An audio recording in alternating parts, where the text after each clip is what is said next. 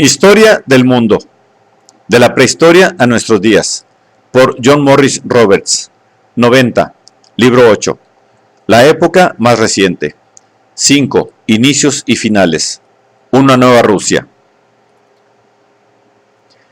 En junio de 1991, Rusia, el mayor y más importante de todos los estados de la CEI, eligió como presidente de la República a Boris Yeltsin, con el 57% de los votos en las primeras elecciones libres del país desde 1917.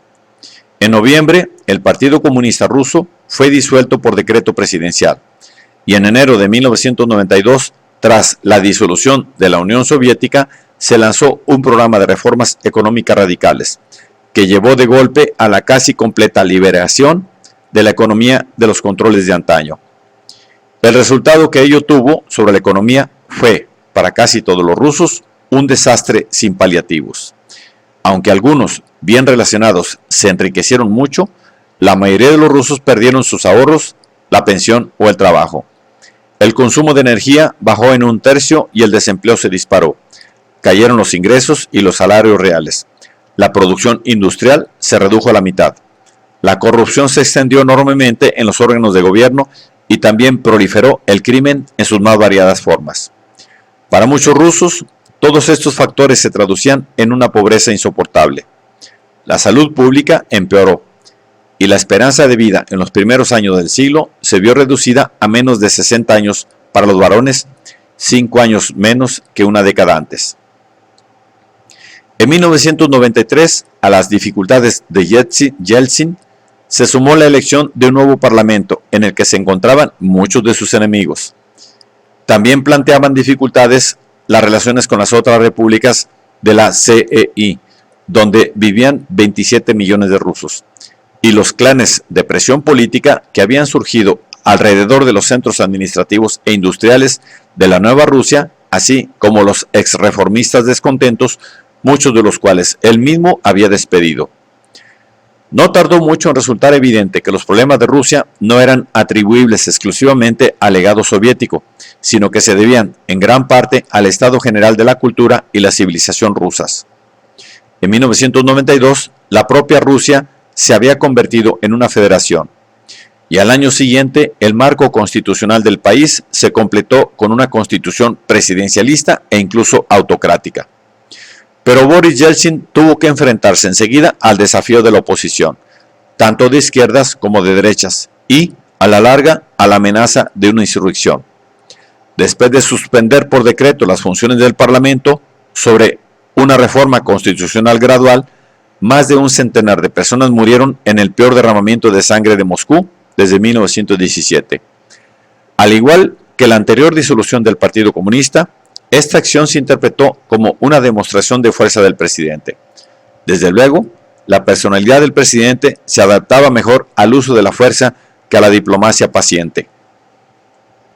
No obstante, habida cuenta de que tenía muy poco que ofrecer a los rusos en cuanto a comodidades materiales, ya que la economía sufría la explotación de los altos cargos corruptos y de los empresarios que sacaban tajada, su gobierno se benefició del crédito que le daba la lucha contra el desafío neocomunista y consiguió ser reelegido presidente en 1996. 2 años antes ya había surgido un nuevo problema, una insurrección nacionalista en Chechenia, una república autónoma interior de la Federación Rusa con mayoría de población musulmana. Algunos chechenos recordaron con rencor y pretendían vengar, según decían, la inmoralidad de la invasión y la represión que les impuso Catalina la Grande en el siglo XVIII y el genocidio llevado a cabo por Stalin en la década de 1940. Su rabia y su resistencia se vieron endurecidas por la brutalidad con que Rusia, alarmada por el peligroso ejemplo que aquello podía suponer para otros musulmanes, redujo la capital chechena a escombros y extendió la hambruna en el campo. Murieron miles de personas, pero las bajas rusas despertaron de nuevo el recuerdo de Afganistán y se hizo evidente el peligro de que los enfrentamientos se extendieran a las repúblicas vecinas. Al fin y al cabo, desde 1992, un destacamento ruso daba apoyo al gobierno de la ahora independiente Tayikistán, para evitar el peligro de una insurrección por parte de los radicales islámicos apoyados por Pakistán.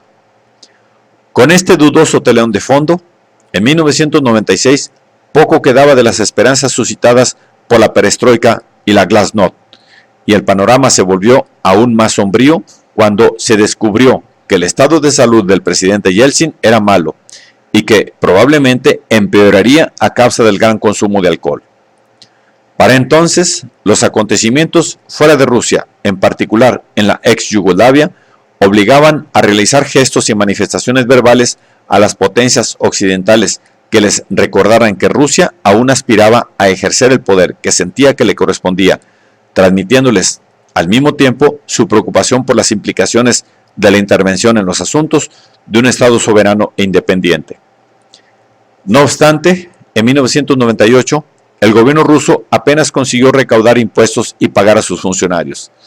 En 1997 había sido el primero desde 1991 en que el Producto Interno Bruto había registrado un aumento real, aunque mínimo, pero al parecer la economía aún estaba abandonada al capricho de los intereses de algunos, mientras el Estado iba vendiendo cada vez más activos a las empresas privadas, en muchos casos contratos de favor y corrupción de por medio.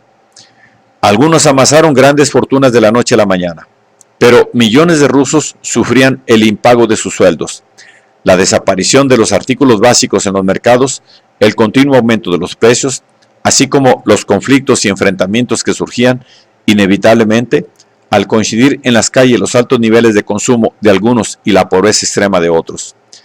Yeltsin tuvo que sustituir a un primer ministro que había nombrado por su compromiso con la economía de mercado y aceptar a uno impuesto por sus oponentes.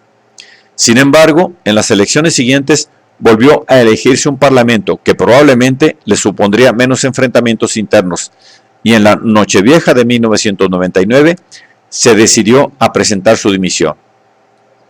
Su sucesor ya ocupaba para entonces el puesto de primer ministro.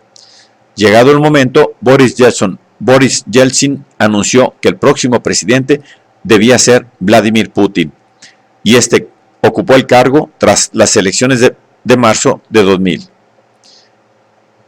Muchos rusos atribuían a Putin, el exmiembro del KGB, la pacificación temporal, tal como se sabría después de Chechenia, lo cual había reducido el peligro de que las turbulencias pudieran extenderse más allá. Posiblemente las protestas en el extranjero ante los ataques a los derechos humanos en Chechenia contribuyeran a crear una reacción de apoyo patriótico a Vladimir Putin, pero también dejó una impresión favorable en las capitales occidentales. A pesar de la desgracia que supusieron una serie de accidentes desastrosos durante sus primeros meses de presidencia, indicativos del decadente estado de las infraestructuras rusas, se extendía la impresión de que por fin iba a superarse los graves problemas. El mismo alivio sentiría sin duda Yeltsin, a quien su sucesor prometió inmunidad para él y para su familia por cualquier delito cometido durante su presidencia. La presidencia de Putin dio un nuevo impulso al gobierno ruso tras el letargo de los últimos años de Yeltsin. El nuevo presidente, que solo tenía 48 años cuando ocupó el cargo, proyectaba una imagen austera y reservada, bien aceptada por la mayoría de los rusos después de la de su predecesor. Extrovertido, pero en muchos casos ineficiente. Putin quería darse a conocer como un hombre de acción. Empezó inmediatamente a centralizar de nuevo el poder en Rusia y tomó medidas enérgicas contra los superricos, los denominados oligarcas, que no rendían cuentas al Kremlin. Tras su reelección en 2004, se oyeron voces de preocupación por la presión que ejercía su gobierno sobre los medios de comunicación rusos críticos con la política del presidente. Los sucesos del 11 de septiembre de 2001 le habían dado a Putin una buena ocasión de presentar su agresiva conducta bélica en Chechenia como una guerra contra el terrorismo, evitando así la reacción de Occidente. Pero no había tenido mucho éxito en sus intentos por resolver el conflicto. Asimismo, sus iniciativas para influir en sus vecinos exsoviéticos para que se mostraran más abiertos a la nueva Rusia también le habían salido mal en casi todos los casos. La contribución más importante de Putin es la de haber conseguido una cierta estabilidad económica. En 2005, la inflación estaba controlada y el Producto Interno Bruto ruso iba aumentando progresivamente. Aún así, es probable que Vladimir Putin acabe siendo considerado una figura de transición en el camino hacia una nueva Rusia que recupere su lugar entre los grandes centros de poder del mundo.